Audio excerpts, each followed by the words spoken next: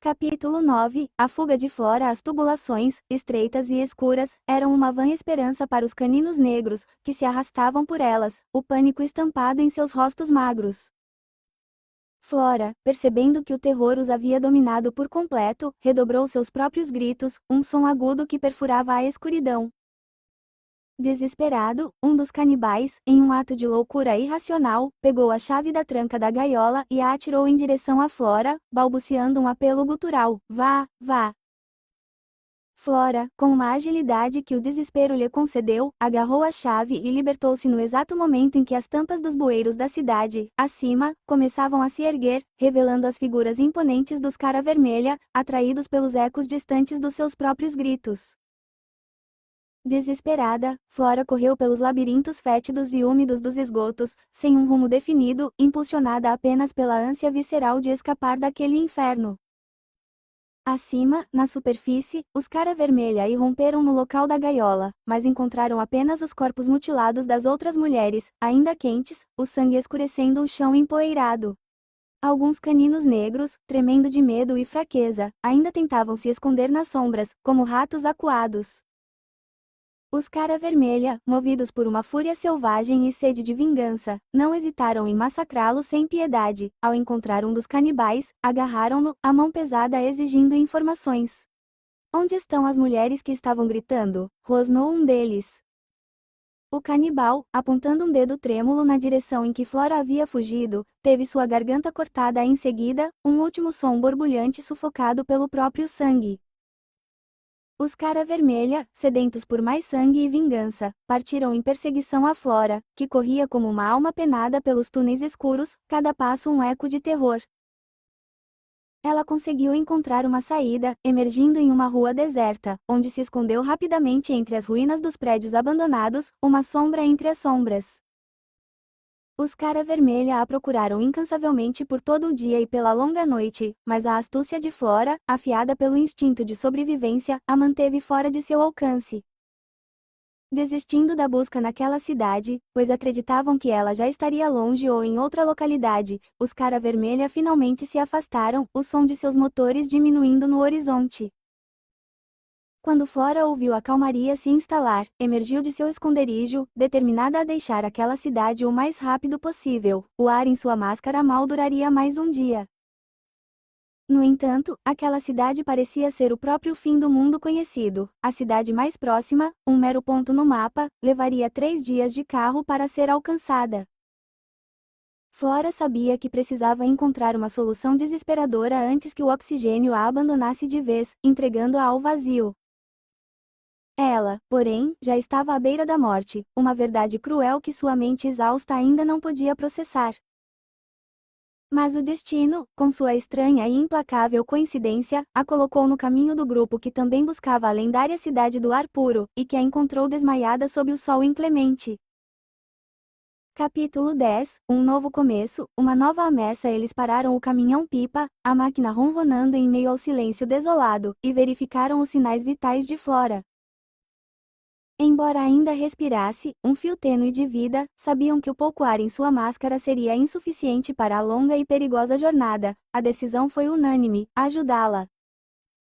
Colocaram-na no caminhão, com cuidado, e reabasteceram sua máscara com o precioso oxigênio. Enquanto esperavam que ela recobrasse a consciência, vasculharam seus pertences, uma busca que revelou uma relíquia inesperada, o mapa da cidade que também procuravam. A descoberta os encheu de uma esperança quase febril. Ao cair da noite, Flora despertou, e seus gritos, carregados de terror e confusão, ecoaram no interior do caminhão. Amarrada e desorientada, temeu ter caído novamente nas mãos de saqueadores. "Calma", disse Juan, o mais calmo e sensato do grupo, sua voz um bálsamo em meio ao pânico. "Te encontramos desmaiada na estrada, e seu ar estava quase acabando. Só queríamos ajudar. Te amarramos porque não sabíamos se você era perigosa. Mas vamos te soltar quando nos contar o que aconteceu e o que está fazendo por aqui." Flora, com lágrimas escorrendo pelo rosto empoeirado, relatou o horror que vivenciara, a morte brutal de suas amigas nas mãos dos canibais e o objetivo final de sua jornada, a busca pela lendária cidade. Juan a ouviu atentamente, seus olhos fixos na narrativa de sofrimento, e então, um leve sorriso surgiu em seu rosto. Nós também estamos indo para lá, que coincidência, não? Flora olhou para Juan e para o grupo reunido, uma mistura complexa de surpresa, alívio e uma frágil esperança brilhando em seus olhos. Talvez, finalmente, encontrasse aliados em sua busca solitária. Eles a desamarraram, e Flora, ainda um pouco trêmula, mostrou o mapa ao grupo que a salvara, apontando a localização atual com um dedo incerto. Mas, para sua surpresa, eles estavam completamente fora da rota marcada. Temos que voltar para a rota, ela insistiu, a voz firme novamente. Então, ao voltar, ao se aproximarem do caminho indicado no mapa, uma nuvem de poeira no horizonte se ergueu, indicando a presença de algo.